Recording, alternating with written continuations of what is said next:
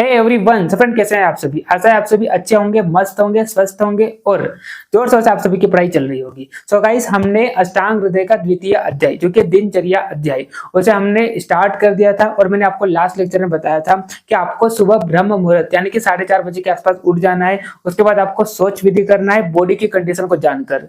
Body की condition मतलब जीर्ण अजीर्ण का विचार करके मैं उठने लायक हूं या नहीं हूं, तो ये सब का विचार करके आपको सोच विधि करना है, मल मूत्र त्याग करना है। उसके बाद आपको दंत धावन करना है ना। उसके बाद आपको स्वीरांजन का प्रयोग करना है, रसांजन का प्रयोग करना है ना। उसके बाद नश्य, गंडूस, धूमपान एंड तांबुल का सेवन करना है। तांबुल का सेवन किसको नहीं करना चाहिए, ये टॉपिक पर भी हमने चर्चा की थी। उसके बाद आपको अभ्यंग यानी कि बॉडी को क्या करना है, ऑयल मसाजिंग करना है। उसके बाद आपको व्यायाम करना है। व्यायाम करने की कितनी मात्रा होना चाहिए, किसको व्यायाम नहीं करना चाहिए, अति व्यायाम करने से क्या लाभ क्या हानि होगा, तो ये सारे टॉपिक हमने पढ़ लिए थे लास्ट लेक्चर में। नाउ आज के इस लेक्चर में हम आगे एक टॉपिक कवर करने वाले हैं।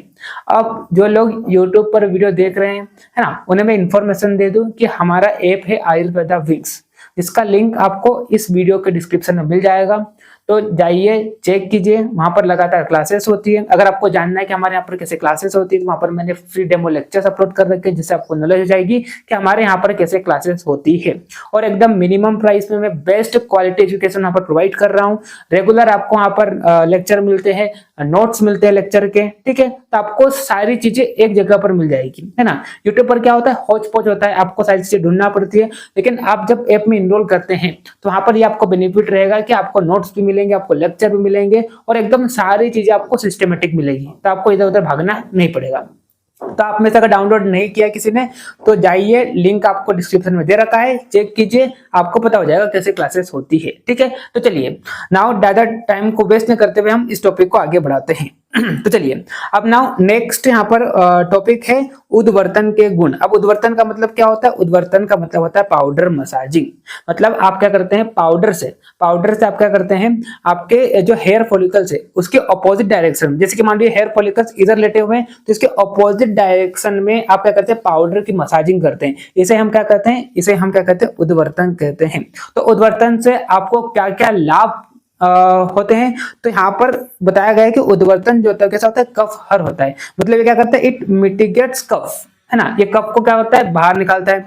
उसके बाद मेद को विलीन करता है। मेद को विलीन मतलब ये क्या होता है, मेद को पिघलाता है और मेद को पिघलाने के बाद इसे क्या कर देता है, सुखा देता है। मतलब इट लिक्विफाइज फैट, जो एक आपकी बॉडी में जो फैट है ना, तो आप क्या करते हैं, उद्वर्तन करते हैं, पाउडर की मसाजिंग करते हैं। तो इससे क्या होता है, मेद जो होता है वो क्या होता है, पिघलने के बाद सूख जाता है, ठीक है। तो उद्वर्तन का एक तो ये फायदा होता है। तीसरा फायदा क्या होता है, शरीर के अंगों को दृढ़ बनाता है। मतलब ये हमारी बॉडी को क्या करता है, स्टेबलाइज करता है। उसके बाद त्वचा को उत्कृष्ट बनाता है, यानी कि आपकी जो स्किन है वो हेल्दी हो जाती है अगर आप क्या करते हैं, प्रतिदिन उद्वर्तन करते हैं। तो ये उद्वर्तन के गुण है और इसका श्लोक आपको नहीं याद करना है, इसलिए मैंने यहाँ पर मेंशन नहीं किया है। एक चीज आपको मैं बता दूं, कई लोग मेरे से पूछते हैं कि भैया कौन कौन से इंपॉर्टेंट श्लोक है, तो आपको मैं बता दूं कि देखो, मैं तो मेरे नोट्स में जो इंपॉर्टेंट श्लोक है वही लेकर आऊंगा और इसमें भी मैं आपको इंपॉर्टेंट श्लोक बताऊंगा। मतलब जो मैं नोट्स में लेकर आया हूं इनमें भी आपको मैं इंपॉर्टेंट श्लोक बताऊंगा। तो जो जो मैं मार्क करूंगा तो वो भी आप मार्क कर लेना और वही आपको याद करना है। अब एक चीज आपको बता दूं कि इस चैप्टर से कैसा क्वेश्चन पूछा जाएगा। तो आपको मैं बता दूं कि यहाँ पर इस चैप्टर में, है ना, इस चैप्टर से MCQ भी पूछा जा सकता है ना। इस चैप्टर से शॉर्ट आंसर क्वेश्चन यानी कि 5 मार्क्स का क्वेश्चन भी पूछा जा सकता है और इस चैप्टर से लॉन्ग आंसर क्वेश्चन यानी कि 10 मार्क्स का क्वेश्चन भी पूछा जा सकता है, ठीक है। अब MCQ कैसे पूछा जाएगा, तो मैं आपको पढ़ा रहा हूं तो श्लोक जब मैं रीड करता हूं तो आपको बताता हूं कि कैसे MCQ पूछा जाएगा। मैंने लास्ट लेक्चर में भी आपको बताया था, ठीक है। तो आप मार्क करते जाना साथ में कि किस तरह से MCQ पूछ सकता है। दूसरा, शॉर्ट आंसर क्वेश्चन की हम बात करें तो यहाँ पर 10 विद पाप कर्म, ये बहुत चांसेस है कि यहाँ से 5 मार्क्स का क्वेश्चन आ सकता है। 10 विद पाप कर्म मैं आपको इस लेक्चर में आगे पढ़ाऊंगा। दूसरा, फिर यहाँ पर व्यायाम से 5 मार्क्स का क्वेश्चन आ सकता है ना, कि व्यायाम करने से क्या लाभ है, या पूरा व्यायाम का जो टॉपिक है उससे 5 मार्क्स का क्वेश्चन आ सकता है, ठीक है। और अगर मैं 10 मार्क्स की बात करूँ तो 10 मार्क्स का यहाँ पर कैसे क्वेश्चन आएगा पता है, पूरी दिनचर्या का वर्णन करिए। आयुर्वेद के अनुसार जो दिनचर्या बताई गई है तो इसमें आपको पूरा चैप्टर ही मतलब बदलाना पड़ेगा अगर 10 मार्क्स का आता है तो यहाँ से अक्सर तो यही पूछता है कि आप आयुर्वेद के अनुसार पूरी दिनचर्या का वर्णन कीजिए, ठीक है। तो आपको फिर पूरी दिनचर्या आपको बतानी होगी। या तो यहाँ से सबसे इंपॉर्टेंट टॉपिक जो एक तो क्या है, व्यायाम है ना, व्यायाम है, इससे 5 मार्क्स का पूछ सकता है ना, 5 मार्क्स का आ सकता है। और मैं बात करूं 10 विद पाप कर्म, बहुत इंपॉर्टेंट है, 10 विद पाप कर्म है ना, तो इससे 5 मार्क्स का क्वेश्चन आ सकता है, ठीक है। और एक अभी हमने बात की ना दातुन कैसे करना है, तो वो भी इंपॉर्टेंट हो जाएगा, ठीक है। दंत धावन विधि जो है ना, तो वहां से भी आप मार्क कर लेना। दंत धावन से अक्सर एमसीक्यू पूछा जाता है ना, मैंने आपको बताया था लास्ट लेक्चर में किस तरह से एमसीक्यू पूछेगा, ठीक है। तो वहां से भी 5 मार्क्स का आ सकता है। तो बस ये इंपॉर्टेंट टॉपिक है और एकदम आसान टॉपिक है, और मैं आपको जो भी पढ़ाता हूँ वो आसान तो हो ही जाता है, ठीक है। तभी मैं आपको इंपॉर्टेंट मार्क कराते जा रहा हूँ। हालांकि आपको पढ़ना तो सब कुछ है, लेकिन ये जो टॉपिक है ना, व्यायाम हो गया, दंत धावन की विधि हो गई, 10 विद पाप कर्म हो गया, ये मोस्ट इंपॉर्टेंट है 5 मार्क्स के लिए। और अगर 10 मार्क्स का आता है तो आपको फिर पूरा दिनचर्या का वर्णन करना होगा, ऐसा पूछा जा सकता है, ठीक है। चलिए, तो मैंने अभी आपको यहाँ पर उद्वर्तन के गुण बता दिए, ठीक। चलिए, उसके बाद हम बात करते हैं स्नान के गुण। हाँ, स्नान टॉपिक जो है ये भी इंपॉर्टेंट हो जाता है ना, ये भी इंपॉर्टेंट हो जाता है, 5 मार्क्स में पूछा जा सकता है, ठीक। चलिए, तो आप देखिए स्नान के गुण, इसका मैं श्लोक भी लाया हूं, तो अगर आपको श्लोक याद हो जाए तो कर लेना आप इसका, ठीक। देखिए, तो स्नान के गुण, स्नान से क्या क्या लाभ होंगे, तो देखिए स्नान जो होता है वो क्या है, दीपनम वृश्यम आयुष्यम स्नानम ऊर्जा बलप्रदम, ठीक है। तो स्नान करने से या स्नान जो होता है वो कैसा होता है, दीपन यानी कि आपकी जो डाइजेस्टिव पावर ऑफ डाइजेशन जो है वो क्या होता है, इंक्रीज हो जाता है। इससे जाठर अग्नि जो होती है वो क्या होती है, दीप्त होती है, अगर आप प्रतिदिन क्या करते हैं, स्नान करते हैं। दूसरा, स्नान जो है वो क्या है, वृश्य है, वृश्य यानी कि वीर्यवर्धक है।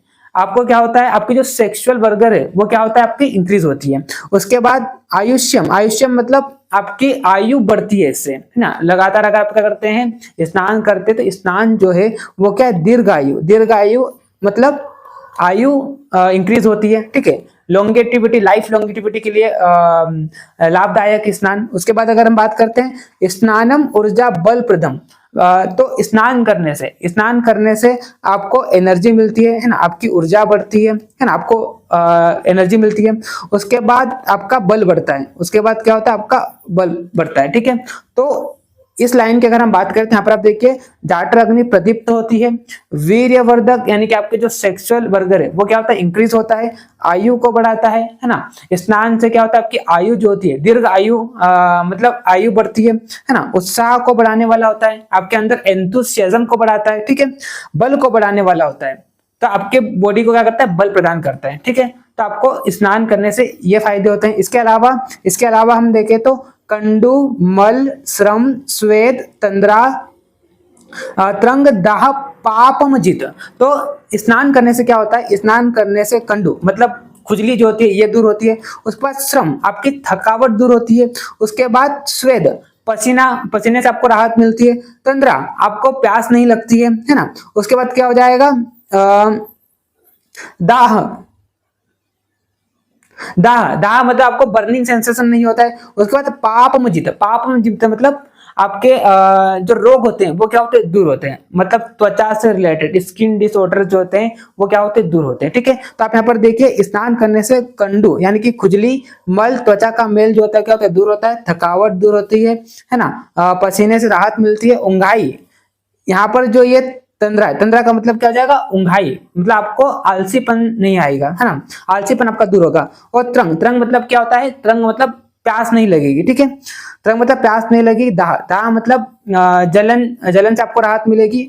और पाप, रोग का नाश होगा, है ना। पाप यानी कि जो भी स्किन डिसऑर्डर्स होते हैं, है ना, उससे आपको क्या मिलेगी, राहत मिलेगी। तो ये सब क्या है, स्नान के गुण है। तो आपको प्रतिदिन क्या करना चाहिए, स्नान करना चाहिए। उसके बाद देखिए, आप उसी चीज को मैं इंग्लिश में भी लिख कर आया हूं। तो ये क्या करता है, it enhance the power of digestion, है ना। इम्प्रूव सेक्सुअल वाइगर, आपके सेक्सुअल वाइगर को इंक्रीज करता है। इनहेंस द लाइफ स्पैन, मतलब स्नान करने से क्या होती है, आपकी आयु जो होती है क्या होती है, बढ़ती है। इम्प्रूव बॉडी स्ट्रेंथ, बल प्रदान करता है। रिमूव इचिंग यानी कि खुजली से राहत मिलती है। डर्ट, त्वचा का जो मल होता है वो क्या होता है, दूर होता है।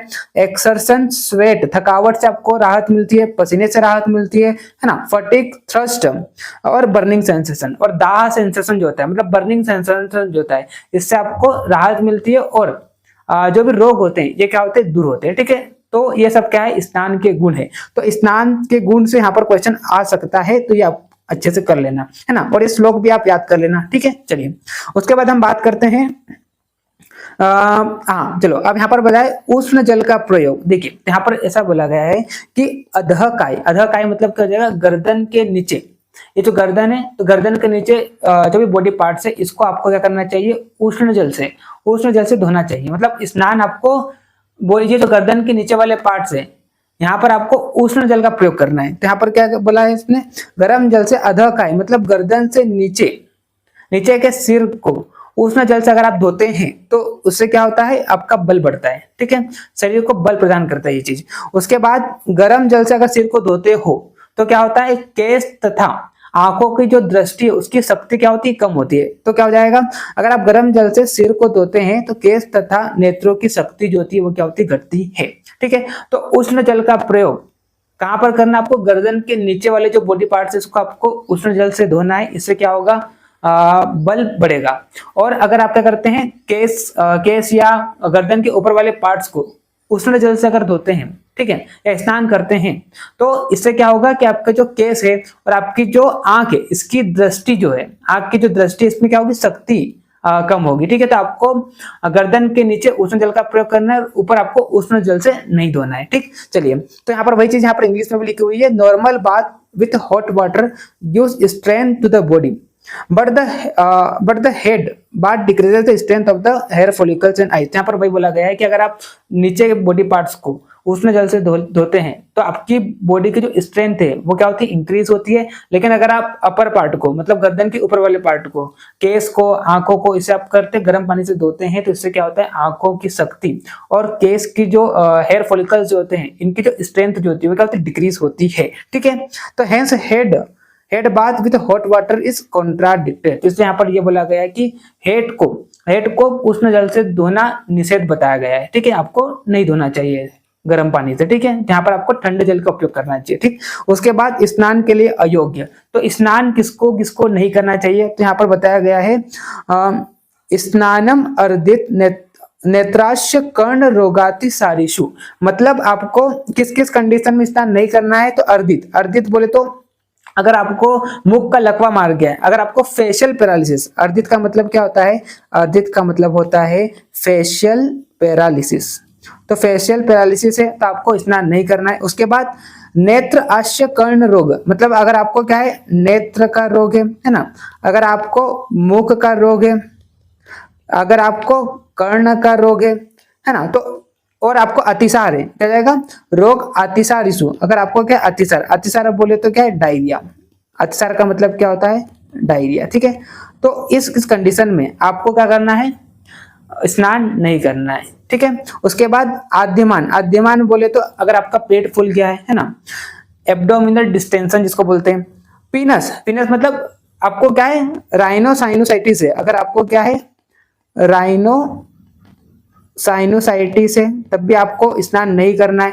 अगर आपको अजीर्ण की प्रॉब्लम है ना, अगर आपको इंडाइजेशन है तब भी आपको स्नान नहीं करना है। और भुक्त वत्सु मतलब क्या हो जाएगा, भोजन करने के बाद आपको स्नान नहीं करना है। मतलब जब भी आपको भोजन करना हो तो उससे पहले आपको क्या कर लो, नहा लो, नहाने के बाद आपको क्या करना है, भोजन करना है, ठीक है।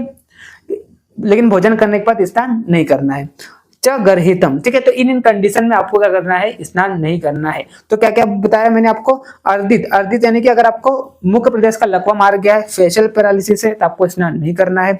नेत्र रोग में आई डिसऑर्डर है तो आपको स्नान नहीं करना है। मुख रोग यानी कि माउथ डिसऑर्डर है तो आपको स्नान नहीं करना है। कर्ण रोग अगर आपको ईयर का डिसऑर्डर है तो स्नान नहीं करना है।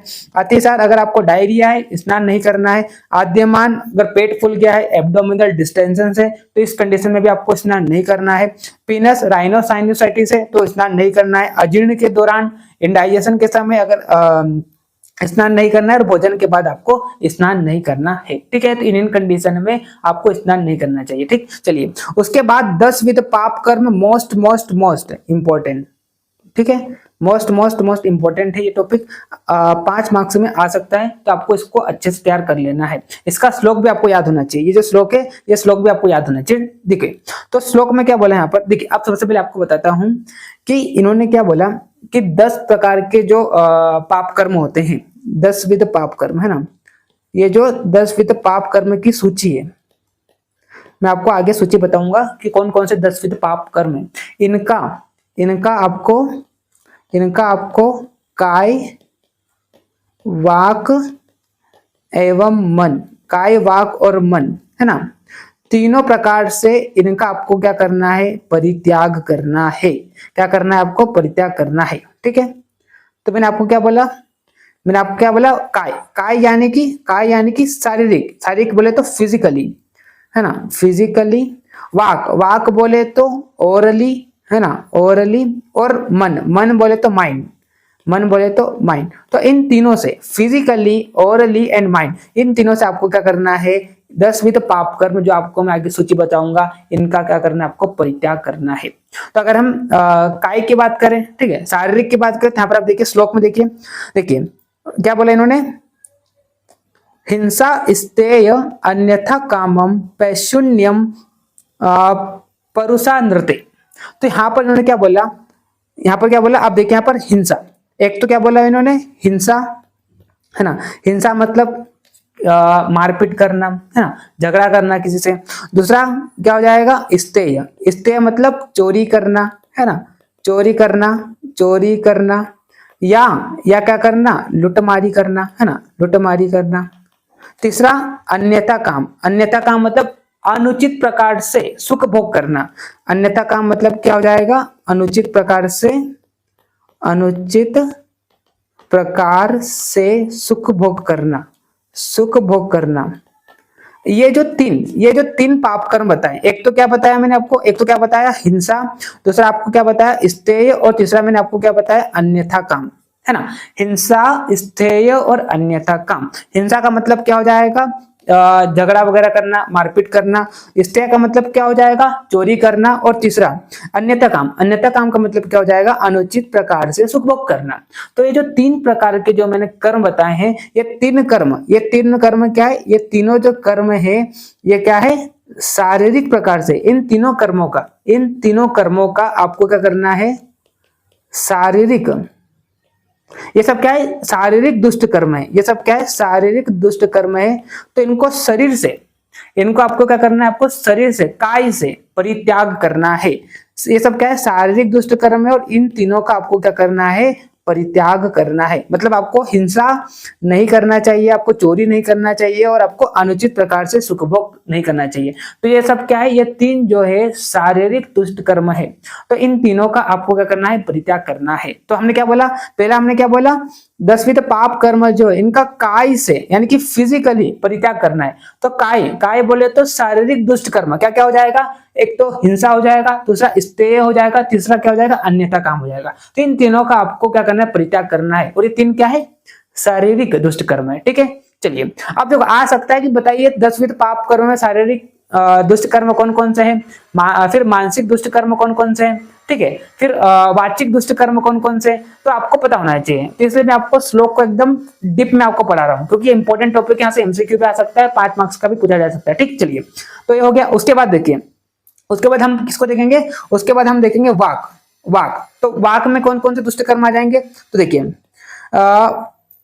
पैशून्यम मतलब क्या होता है, पैशून्यम मतलब होता है चुगलखोरी। पैशून्यम का मतलब क्या होता है, चुगलखोरी। उसके बाद क्या जाएगा, परुषा नृत्य का मतलब क्या हो जाएगा, कठोर वाणी बोलना, कठोर वाणी या झूठ बोलना, या क्या हो जाएगा, झूठ बोलना। उसके बाद क्या हो जाएगा, संभिना लापम का मतलब क्या हो जाएगा, संभिना लापम का मतलब जिसमें क्या होता है, दोगलापन हो, जिसमें क्या हो, दोगलापन हो। आपने देखा होगा ना, कई लोग होते हैं जो दोगले होते हैं, मतलब आज यहाँ पर कहीं और बोल रहे हैं, कहीं जाकर कुछ और बोल रहे हैं। तो इस तरह से दोगलापन का बिहेवियर आपके अंदर नहीं होना चाहिए। तो मैंने आपको क्या बोला, एक तो क्या बोला, कठोर वाणी, दूसरा क्या हो जाएगा, झूठ बोलना, तीसरा क्या हो जाएगा, चुगलखोरी करना, और दोगलापन मतलब पैशून्यम, फिर क्या हो जाएगा, परुषा नृत्य, और उसको हो जाएगा संभिना लापम। तो ये जो चार है इनका ये क्या है, वाचिक, इनका क्या है, वाक यानी कि ओरली, मतलब इस तरह की बातें आपको नहीं करना चाहिए। ठीक है, उसके बाद मानसिक की हम बात करेंगे ना। तो मानसिक में क्या हो जाएगा, व्यापाद व्यापादम विद्या दृक् विपर्ययम। तो यहाँ पर देखिए व्यापाद, व्यापाद का मतलब क्या होता है? व्यापाद का मतलब होता है कि दूसरों को मारने की योजना बनाना, है ना, मतलब मर्डर करने की योजना बनाना। उसके बाद क्या हो जाएगा? अविद्या, अविद्या का मतलब क्या होता है? दूसरे को धन को पाने की इच्छा करना, दूसरे के धन को अपना बनाने की कोशिश करना। उसके बाद दृग् विपर्ययम, दृग् विपर्ययम का मतलब क्या जाएगा? इसका मतलब ये होता है कि आप जिस भी धर्म को फॉलो करते हैं तो आपके शास्त्रों में जो जो बोला गया है उसके विरुद्ध जाना, इसको हम क्या बोलते हैं? दृग् विपर्ययम बोलते हैं। ठीक है, तो ये तीन जो होती है, इन तीनों का विचार आपके मन में नहीं आना चाहिए। क्या बोला? मन से। तो मन से इन तीनों का क्या करना चाहिए? मन से परित्याग करना चाहिए। मन से क्या करना चाहिए? परित्याग करना चाहिए। ठीक है, तो क्या हो जाएगा यहाँ पर? पापम कर्मेति दसदा, ये सब क्या है? 10 पाप कर्म है, और इनका काय से, वाक से, मान से क्या करना चाहिए? परित्याग करना चाहिए। तो मैंने आपको क्या बताया कि जो 10 पाप कर्म है इनका आपको काय यानी कि शरीर से, मन से और वाक वाणी से, वाचिक, इन तीनों से आपको क्या करना है? 10 पाप कर्मों का परित्याग करना है। और मैंने आपको डिटेल में बताया कि शारीरिक दुष्कर्म कौन कौन से, है ना। उसके बाद मैंने आपको बताया वाक से आपको कौन कौन से पाप का परित्याग करना है, और मन से आपको कौन कौन से पाप का परित्याग करना है। तो आई होप आपको समझ में आ गया होगा। ठीक है, चलिए, तो आप वही चीज को आप यहाँ पर हिंदी में भी देख सकते हैं। 10 प्रकार के पाप कर्मों का मन से, वचन से और कर्म से सदैव आपको क्या करना चाहिए? परित्याग करना चाहिए। One should avoid the 10 sinful act, पाप कर्म मतलब sinful act, pertaining the mind से, स्पीच से एंड बॉडी से, मतलब मेंटली, ओरली एंड फिजिकली, जो भी मैंने आपको 10 पाप कर्म बताए हैं इनका आपको क्या करना है? परित्याग करना है। जैसे कि बात करते हैं हिंसा, स्तेय, अन्यथा काम, ये सब क्या होते हैं? ये सब क्या होते हैं? शारीरिक दुष्ट कर्म है। ये सब क्या है? शारीरिक दुष्ट कर्म है, और इनका आपको शरीर से क्या करना है? परित्याग करना है। ठीक है, मतलब आपको मारा मारी नहीं करना है, इससे बोले तो चोरी वगैरह नहीं करना है, और अन्यथा काम मतलब अनुचित प्रकार से आपको सुखभोग नहीं करना है। उसके बाद पैशून्य, कठोर वाणी, झूठ बोलना और संभिना लाभ, है ना। तो ये जो चार है, ये चार का आपको क्या करना चाहिए? ये चार का आपको वचन से, वाणी से परित्याग करना चाहिए। मतलब इस तरह के शब्द आपको नहीं करना चाहिए। जैसे बात करते हैं आपको चुगलखोरी नहीं करना चाहिए, झूठ नहीं बोलना चाहिए, कठोर वाणी नहीं बोलना चाहिए। ठीक है, तो ये सारी चीजें जो होती है इनका आपको क्या करना चाहिए? वचन से परित्याग करना है। उसके बाद व्यापाद मतलब दूसरों को मारने की योजना, मतलब दूसरे के अनिष्ट सोचना। ठीक है, उसके बाद अविद्या मतलब दूसरे के धन को पाने की इच्छा रखना। उसके बाद दृग् विपर्यय मतलब शास्त्र के विरुद्ध सोचना। आप जिस भी धर्म को फॉलो कर रहे थे, आपके जो भी शास्त्र है उनके विरुद्ध सोचना, एकदम नास्तिक बन जाना। तो ये इन तीनों का आपको मन से परित्याग करना चाहिए। इन तीनों का आपको मन से परित्याग करना चाहिए। तो ये 10 पाप कर्म है, और इन 10 पाप कर्म का आपको काय, मन और वाचिक तीनों से आपको क्या करना है? परित्याग करना है। मोस्ट इंपोर्टेंट टॉपिक है, इसका श्लोक भी आप याद कर लेना। ठीक, चलिए उसके बाद हम बात करते हैं त्रिवर्ग शून्य निषेध। अब देखो, अब इसको मैं त्रिवर्ग का जो क्वेश्चन होता है अक्सर एमसीक्यू में पूछा जाएगा कि त्रिवर्ग क्या होता है। तो त्रिवर्ग क्या होता है? धर्म, अर्थ और काम, इन तीनों का हम क्या बोलते हैं? त्रिवर्ग बोलते हैं। यहाँ पर क्या बोला? ऐसा कोई कार्य न करे जिससे त्रिवर्ग की प्राप्ति न हो अथवा त्रिवर्ग का विरोध हो। तो ऐसा आपको कोई काम नहीं करना है जिससे आपको क्या हो? धर्म, अर्थ और काम की प्राप्ति ना हो। ठीक है, तो इसके बीच में ना इन्होंने और भी चीजें बताई है, वो मैं लेकर नहीं आया, एकदम सामान्य बात है। जैसे कि बात करते हैं कि यहाँ पर भोजन आपको कब करना है? आपने पहले मतलब आपने जो लास्ट टाइम भोजन खाया तो वो पूरा पच जाने के बाद आपको क्या करना है? भोजन करना है। उसके बाद इन्होंने ये बताया है कि अगर आपको किसी न किसी प्रकार का कोई तत्कालिक रोग है, मतलब साध्य रोग है, तो उसकी आपको चिकित्सा करना है। बाकी सब काम छोड़ के मतलब उसको आपको चिकित्सा करानी है। ठीक है, तो ये आपको करना चाहिए।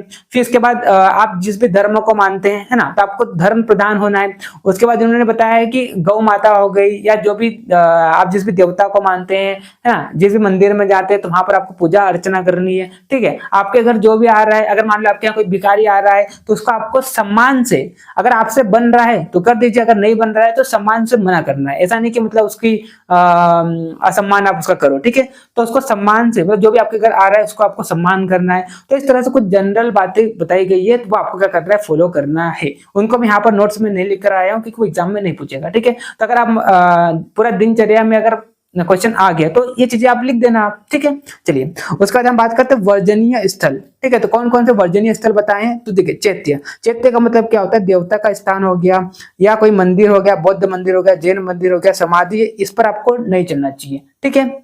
उसके बाद ध्वजा के डंडे पर, मतलब ध्वजा जिस डंडे पर क्या होता है ध्वजा फहराया जाता है, तो उस पर आपको नहीं चढ़ना है। उसके बाद क्या हो जाएगा, अशस्त्र, अशस्त्र अर्थात चांडाल आदि इनकी छाया न लागे, मतलब जो सेक्रेट ट्री होते हैं इनकी छाया को आपको नहीं लागना, मतलब जिसकी आप पूजा करते हैं, जैसे कि बात करते कोई रहता है ना कि जिस पेड़ की आप पूजा कर रहे हैं तो उसकी जो छाया है उसको आपको नहीं लांगना है ना। फिर भस्म राख, मतलब किसी की मान लो कोई मर जाता है तो उसको जलाते हैं तो उसकी जो राख होती है ना। उसके बाद कहा जाएगा तुस, भूसा के ढेर पर और अपवित्र स्थान पर आपको नहीं जाना, ये सब जो अपवित्र स्थान होते हैं इन पर आपको नहीं चढ़ना है ना। बालू एवं ढेलों के ढेर पर आपको नहीं चढ़ना है, बालू का ढेर हो गया या किसी पत्थर का ढेर हो गया, मतलब जहां पर कुछ बलि वगैरह ये सब चढ़ाई जाती है तो ऐसे स्थानों पर आपको नहीं चढ़ना है, यहाँ पर बताया गया, ठीक है। ठीक है, तो यहाँ पर इंग्लिश में लिखा है वही चीज, one should not pass through the shade of the set of the katy, जिसकी बात करते हैं trees consider to be the seat of grass, मतलब जो सेक्रेट ट्रीज होते हैं इनकी छाया को आपको नहीं लागना है। उसके बाद पर्सन टू बी वर्शिप्ड, जिसकी आप पूजा करते हैं तो उस पर आपको नहीं चढ़ना है ना। पिलर्स ऑफ फ्लैग स्टाफ, तो जो जिस डंडे पर झंडा फहराया जाता है उस पर आपको नहीं चढ़ना है। One should not step on the S heaps, heap of grains, मतलब अनाज का ढेर पर आपको नहीं चढ़ना है ना। Dirt, gravels, stone heap and place where sacrificial ritual, मतलब यहाँ पर बलि वगैरह से चढ़ाई जाती है तो ऐसे पवित्र स्थानों पर आपको नहीं चढ़ना है, ठीक है। चलिए अब हम बात करते हैं लोक से शिक्षा। अब देखिए यहाँ पर क्या बताया, आप श्लोक देखिए यहाँ पर, आचार्य सर्व चेष्टासु लोक एव हि धीमतः अनुकुर्यात मेवातो लौकिक अर्थ परीक्षक। तो देखो यहाँ पर ये बताया गया है कि एक बुद्धिमान व्यक्ति या कोई भी इंटेलिजेंट व्यक्ति है तो उसके लिए यह पूरा संसार ही गुरु है। बोलते हैं ना कि जमाने से ही सब कुछ सीखने को मिलता है, मतलब ये संसार ही आपको सब कुछ सिखा देता है ना। तो अगर आपको संसार को जानना है कि मेरे लिए क्या सही है क्या गलत है, क्या मेरे लिए हित है क्या मेरे लिए अहित है, अगर इन सारी चीज को आपको जानना है तो आपको क्या करना पड़ेगा, संसार का अनुकरण करना पड़ेगा, क्योंकि संसार ही आपका गुरु है। और हम बोलते भी है कि जमाना ही आपको सब कुछ सिखला देता है, ठीक है। तो आपको क्या आपके लिए सही है क्या आपके लिए गलत है, क्या आपके लिए हित है क्या आपके लिए अहित है, तो इन सारी चीजों का अगर आपको जानना है तो आपको क्या करना होगा, संसार का अनुकरण करना पड़ेगा। तो देखिए यहाँ पर लौकिक अर्थ परीक्षक, तो आपको संसार का क्या करना पड़ेगा, अनुकरण करना पड़ेगा, मतलब लोक से ही, मतलब ये संसार जो है यही आपका गुरु है और इसी से ही आपको क्या करना है, शिक्षा लेना है। हम बोलते भी है कि जमाना ही सब कुछ सिखला देता है, ठीक है। तो लोक से ही आपको क्या करना है, शिक्षा लेना, ठीक है। चलिए अब हम बात करते हैं, तो वही चीज यहाँ पर लिखी हुई है तो आप देख लेना, ठीक है। चलिए ये तो इंपॉर्टेंट भी नहीं है, अगर इसका श्लोक याद हो जाए तो अच्छी बात है, अगर नहीं हो तो कोई बात नहीं है, ठीक है। लेकिन फिर भी मैं लेकर आ गया हूँ, थोड़ा सा इंपॉर्टेंट हो जाता है, ठीक। लोक से शिक्षा, उसके बाद सतव्रत, हाँ अब ये इंपॉर्टेंट है तो ये श्लोक आप याद कर लेना। देखो सतव्रत, सतव्रत का मतलब क्या होता है, सतव्रत का मतलब क्या होता है, गुड बिहेवियर, गुड बिहेवियर है ना, गुड बिहेवियर या गुड मोरालिटी है ना, गुड मोरालिटी बोल लो, या सद्व्रत मतलब सदाचार। तो आपका सदाचार कैसा होना चाहिए, तो आप कैसे होना चाहिए, सभी प्राणियों के प्रति दया रखने वाले होना चाहिए है ना, सदैव दान या त्याग करने वाले। फिर वाणी, काय और मन इनका दमन दूसरे कार्यों को है ना। फिर क्या जाएगा, वाणी से, काय से और मन से, इन सबसे क्या होना चाहिए, साफ होना चाहिए, ठीक है। उसके बाद दूसरे कार्यों को अपने जैसा काम, मतलब दूसरे का कार्य को ऐसा करे कि मेरा ही स्वयं का काम है, इस प्रकार से आपको सोच रख के काम करना चाहिए। तो इस प्रकार का जो सद्व्रत है संपूर्ण धर्म है, तो इस प्रकार की अगर आप दूसरों की दया करते हैं है ना, लगातार दान वगैरह करते हैं, दूसरे काम को अपना काम समझकर करते हैं, तो ये सब क्या होता है, गुड बिहेवियर होता है, गुड मोरालिटी होती है, तो इसे हम क्या कहते हैं, सद्व्रत या सदाचार कहते हैं, ठीक है। चलिए उसके बाद आत्म परीक्षण, देखिए अब पूरी जब दिनचर्या हो जाएगी ना, दिनचर्या हो जाने के बाद जब आप क्या करेंगे, बिस्तर पर सोने जाते हैं, तो फिर आपको क्या करना है, आत्म परीक्षण करना है कि मेरे दिन रात कैसे बीत रहे हैं, है ना। अगर आप अपने बारे में सोचेंगे ना रात में, कम से कम बोलते हैं ना कि यार इंसान को कभी अकेले में अपने बारे में भी सोचना चाहिए, मतलब ठीक है। अगर आप आत्म परीक्षण करते हैं तो आप कभी दुखी नहीं होंगे। तो यहाँ पर ऐसा बताया गया है कि आजकल मेरे दिन रात कैसे बीत रहे हैं, मैं कैसे होते जा रहा हूँ। मतलब जब आप कहते हैं आत्म परीक्षण करते हैं, अपने अंदर स्वयं को झांक कर देखते हैं कि मैं कैसा हूँ, है ना, और मेरे दिन रात कैसे बीत रहे हैं। तो इस तरह से अगर आप क्या करते हैं, आत्म परीक्षण करते हैं, तो इस प्रकार का प्रतिदिन ध्यान पूर्वक विचार करने से पुरुष जो होता है कभी दुखी नहीं होता है। ठीक है, तो आपको रोज जब आप सोने जाते हैं ना, तो उस समय आपको क्या करना है, आत्म परीक्षण करना है। ठीक है, कि मेरे दिन रात कैसे बीत रहे हैं, है ना, मेरे आज पूरे दिन भर में मैंने क्या क्या किया, है ना, क्या मेरे लिए अच्छा रहा, क्या मेरे लिए गलत रहा, मेरे को क्या करना चाहिए था, क्या नहीं करना चाहिए था। तो इस प्रकार से आपको क्या करना चाहिए, आत्म परीक्षण करना चाहिए। जब आप आत्म परीक्षण करते हैं तो आप कभी भी दुखी नहीं होगे, क्योंकि आप जब स्वयं को जानते हैं ना, और बोलते हैं ना कि स्वयं को जानोगे तभी आप आगे बढ़ोगे, है ना। तो आपको पता होना है, मतलब आप जब सोने जाओ, अब वही एक टाइम होता है जिसमें आप क्या होते हैं कि एकदम मन आपका शांत रहता है ना। रात में जब सोने जा रहे हैं तो पूरी दिनचर्या आपकी बीत गई, उसके बाद आपको आत्म परीक्षण कर लेना है। ठीक है, तो इससे आप कभी दुखी नहीं होंगे। ठीक, चलिए, तो इस तरह से हमने यहाँ पर दिनचर्या का जो टॉपिक को पूरा खत्म कर लिया है। आई होप आपको चैप्टर समझ में आया होगा। अगर आपको किसी किसी प्रकार का कोई डाउट है तो आप मेरे को व्हाट्सएप ग्रुप पर भी पूछ सकते हैं। ठीक है, तो इस तरह से मैंने इस चैप्टर को पूरा खत्म कर दिया है। मैंने आपको बता दिया क्या इंपॉर्टेंट है, क्या इंपॉर्टेंट नहीं है। हालांकि आपको पढ़ना सब कुछ है ना। जो मोस्ट इंपॉर्टेंट है, यहाँ से क्या क्वेश्चन आएगा, अक्सर यही क्वेश्चन आता है कि पूरी दिनचर्या का वर्णन कीजिए। या तो 10वीं पाप कर्म आ जाएगा, स्नान के गुण और व्यायाम। व्यायाम देखो सबसे इंपॉर्टेंट 5 मार्क्स में एक तो आएगा, एक तो व्यायाम आ सकता है और एक 10वीं पाप कर्म। और अगर मान लो 10 मार्क्स में आया तो पूरी दिनचर्या का वर्णन करिए। ठीक है, चलिए, और एमसीक्यू तो मैंने आपको बता दिया किस तरह से आएंगे, है ना। चलिए, तो आई होप आपको लेक्चर समझ में आ गया होगा। और अगर आपको डाउट हो तो आप कमेंट बॉक्स में पूछ सकते हैं जो यूट्यूब पर वीडियो देख रहे हैं। ठीक है, चलिए, तो मिलते हैं नेक्स्ट लेक्चर में। तब तक के लिए okay bye, see you again.